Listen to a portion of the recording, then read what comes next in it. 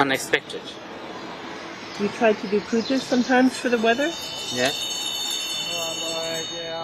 To lit incense, do pujas, ask the local deities to help us, to blow the clouds away, all that. Do you think they did? I think they did.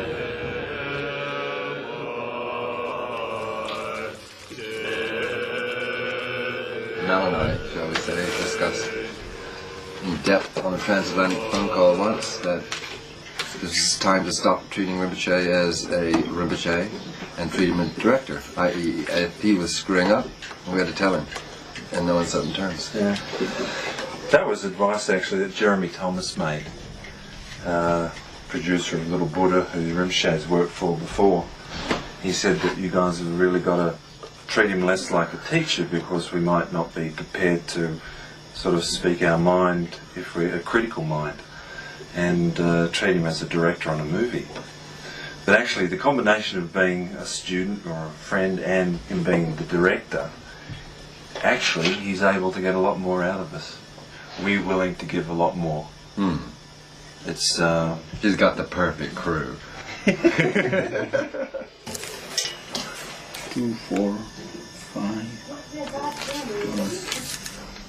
This one is set design and property bill. This one is driving the actor. I have to pay 100 rupees for German Lode to make him act. Sure. What did you have to bribe him with? 100 rupees. Oh, just money. Yeah. Yeah, Rinpoche is driving him to go to Disneyland.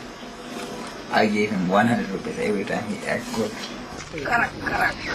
Would he have acted in the film if you didn't tell him you'd take him to Disneyland? No,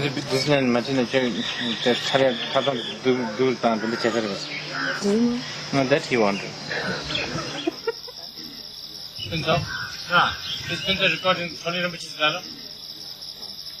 Take 2. Whitney's dust off, take 2. Trust this baby, this is Falcon dust off. Dust free now. My tummy is. Scene 56, H check 1. Markets. In this film, Mochi told me you should do that with camera department. So sometimes I have to do some funny things, you know. I never did like this. I don't know how to do. So sometimes it's very funny. Like, you know, I'm just sometimes I sing 29, check 1, suddenly like I must do it like this. Sing 106, E check 1. Okay. I came 1991 from Tibet. So I never been in school. Actually problem is I can't speak English very well, you know. My English is very, bargain English. When this person talks, I just point the microphone at him. When Sasha talks, I point at him. And point straight to the nose like this. And well, that's all I know about the sound. Then the rest of the stuff, with Browning's finger, I don't know how to do that. Sounds on the move! Everything is impermanent, so sounds on the move.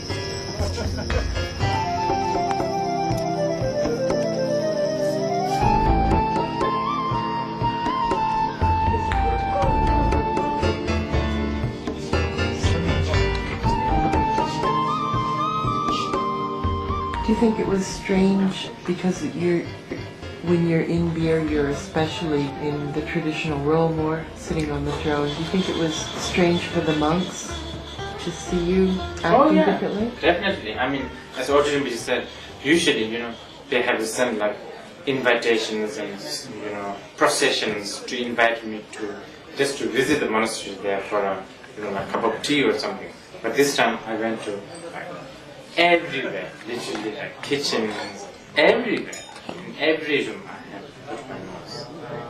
And I like to do that. It's just that normally I'm not supposed to do that. I'm a high Rinpoches are not supposed to walk around like that. High Rinpoches walk very slowly, gently, smile only when it is necessary. Stuff like that, there's a sort of definite expectation. You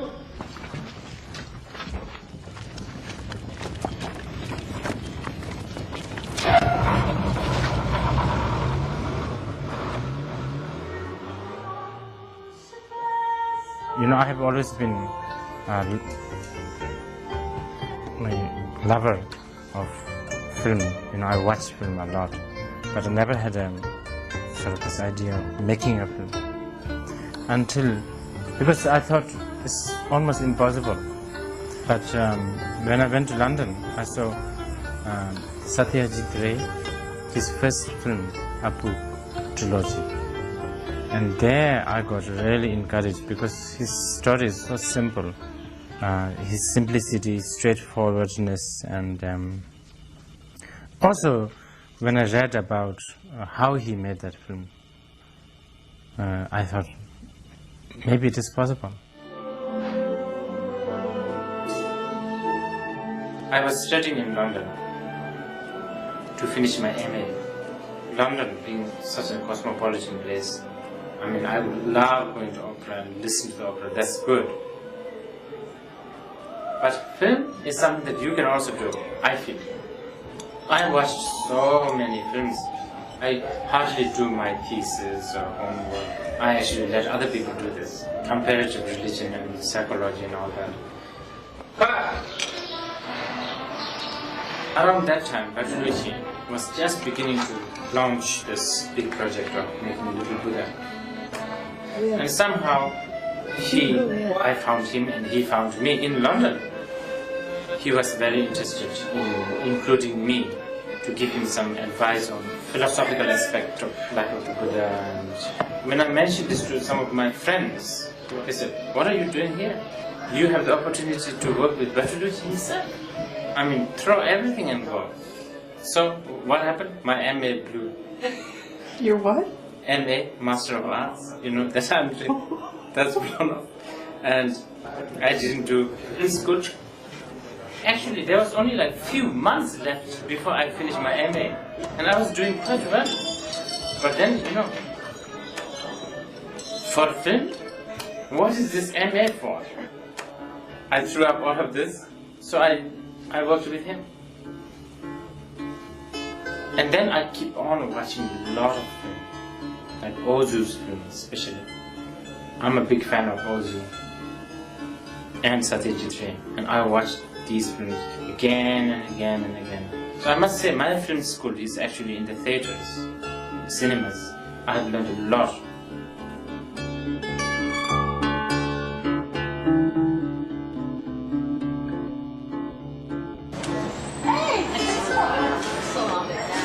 Many of my close friends, although they dare not speak to me, they don't like at all me traveling alone in the West.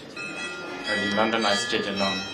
Oh, you know, that's not a right thing to do. He's a high Rinpoche, he should be traveling with at least some guardians. But you know, staying alone, like places in London, myself, like months, nobody to cook, nobody to wash my socks.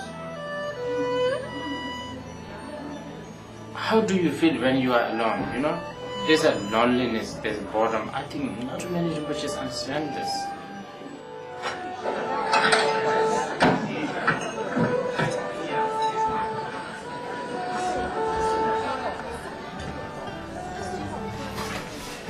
This man says what? The relationship between the real world and the cinematic representation of reality has been one of the principal themes of theoretical debate from a very early date, and it will be an important point of focus throughout this book. Yeah, what he said is quite good actually. But you know, we are talking about two different kinds of reality. I mean, if you are talking about a Buddhist reality, it's totally different from this. These guys, they are talking about a reality within the illusion.